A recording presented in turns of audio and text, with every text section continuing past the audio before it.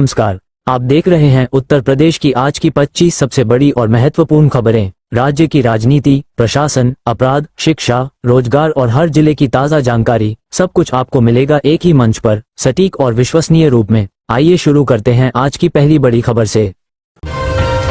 CM योगी ने 32,679 पदों पर पुलिस भर्ती में अभ्यर्थियों को बड़ी राहत दी है। अभ्यर्थियों को आयु सीमा में 3 वर्ष की छूट दी है। दरअसल एज लिमिट, आयु सीमा विवाद सरकार की गले की फांस बनता जा रहा था। एज लिमिट बढ़ाए जाने की मांग सरकार के भीतर भी उठने लगी थी। इसे देखते हुए योगी सरकार ने यह फैसला लिया है।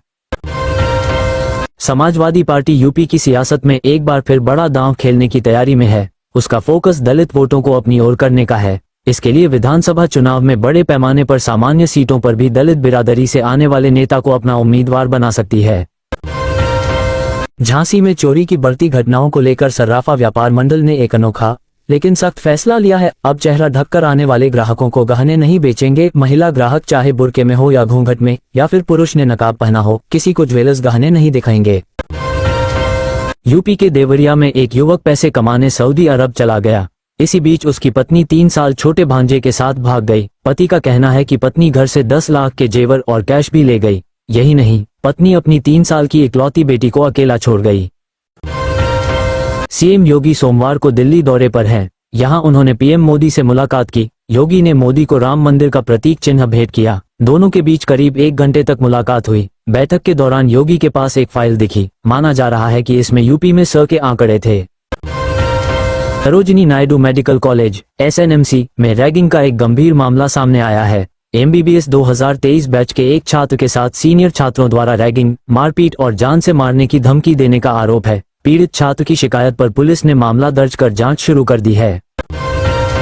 राहुल गांधी के कथित विवादित बयान को लेकर लखनऊ की MP MLA कोर्ट में सोमवार को सुनवाई हुई। इस दौरान राहुल गांधी, सोनिया गांधी, प्रियंका गांधी वाड्रा और कांग्रेस अध्यक्ष मल्लिकार्जुन खड़गे की ओर से वकालतनामा दाखिल किया गया। मेरठ की चौधरी चरण सिंह विश्वविद्यालय CCSU में सोमवार को अंकित भंडारी को न्याय दिलाने की मांग को लेकर छात्रों, सामाजिक कार्यकर्ताओं और नागरिकों ने पैदल मार्च निकालकर शांतिपूर्ण प्रदर्शन किया। विश्वविद्यालय के मुख्य द्वार से शुरू कर छात्रों ने प्रशासनिक भवन तक जोरदार नारेबाजी के साथ प्रदर्शन करते हुए प्रशासन को ज्ञापन सौंपा। उत्तराखंड की अंकिता भंडारी हत्याकांड मामले के खिलाफ और अपराधियों को मिले सरकारी संरक्षण के खिलाफ महिला छात्रावास गेट के सामने विरोध प्रदर्शन किया गया। स्त्री मुक्ति लीग व दिशा छात्र संगठन की ओर से मांग की गई कि मामले में शामिल सभी अपराधियों को कड़ी से कड़ी सजा दी जाए और तथाकथित VIP को गिरफ्तार किया जाए। हरदोई जिले के पिहानी कोतवाली क्षेत्र के खटेली गांव में सोमवार को एक युवक ने खेत में पेड़ से लटककर आत्महत्या कर ली। युवक शराब की लत और बीमारी से परेशान बताया जा रहा है।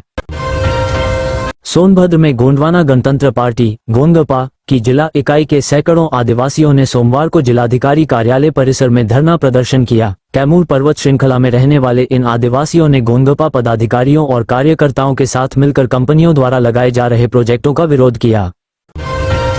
किरण फाउंडेशन ने इस वर्ष भी अपने विंटर ड्राइव अभियान की शुरुआत की है। इस पहल के तहत गुरुवार को लखनऊ के ग्राम गिंदनखेड़ा अमौसी में एक कंबल वितरण कार्यक्रम आयोजित किया गया। इस दौरान लगभग 100 जरूरतमंद परिवारों को सर्दी से बचाव के लिए कंबल वितरित किए गए। संस्था का उद्देश्य ठंड से प्रभावित लोगों को राहत पहुंचाना है।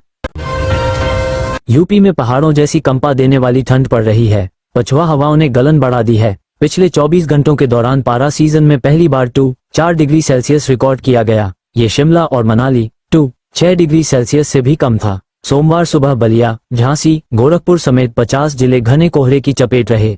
ओस की बूंदें रिमझिम बारिश जैसी पड़ी। ग्रेटर नोएडा में गर्लफ्रेंड ने अपने विदेशी बॉयफ्रेंड के सीने पर चाकू से हमला कर दिया। जब खून बहने लगा तो गर्लफ्रेंड उसे खुद हॉस्पिटल लेकर पहुंची, लेकिन विदेशी नागरिक की मौत हो चुकी थी। कन्नौज जेल की करीब 22 फीट ऊंची दीवार फांदकर 2 कैदी फरार हो गए। रविवार रात जेल में न्यू ईयर की पार्टी रखी गई थी। अफसर, कर्मचारी और उनका परिवार पार्टी में मशगूल था। लोग गाना गा रहे थे, डांस कर रहे थे।